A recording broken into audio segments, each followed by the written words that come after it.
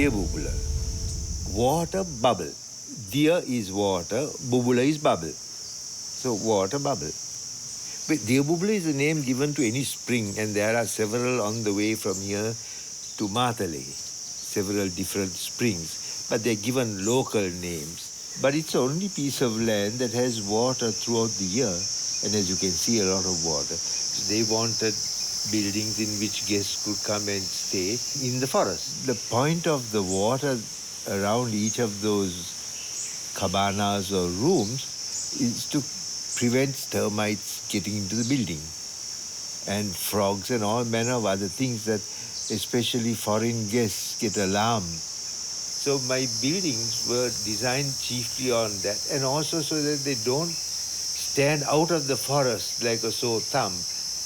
For example, if they had, built buildings in the standard form of concrete and glass and brick, in the middle of this, apart from destroying the environment while they were building it, would have stood out of the forest.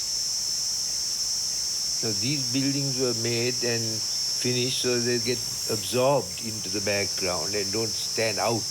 So I basically built the entire structure and the flow and a lot of the stuff in it is built out of old railway sleepers or railway ties as you would call them in Europe.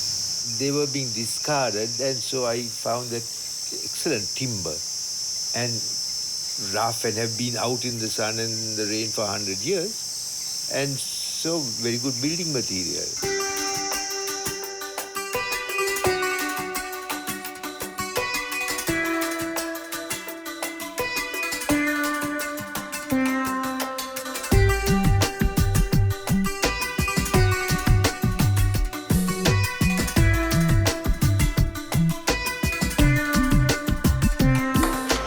So we have a huge troop of monkeys that play havoc with everything here.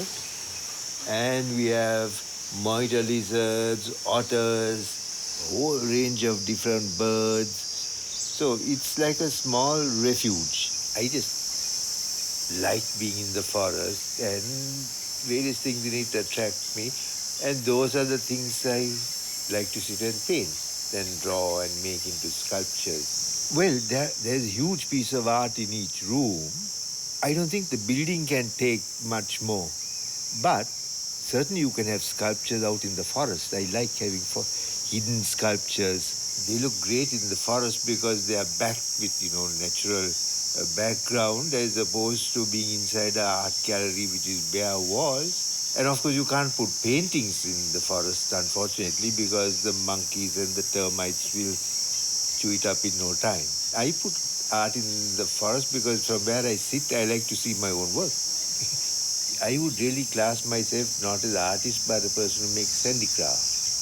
If the painting gets boring, I start painting over it. I am too lazy, really, most of the time. You have to have that, like Van Gogh and guys, but those are tormented lives. Fortunately, mine isn't a tormented life. Therefore, I think I don't have that sort of integrity.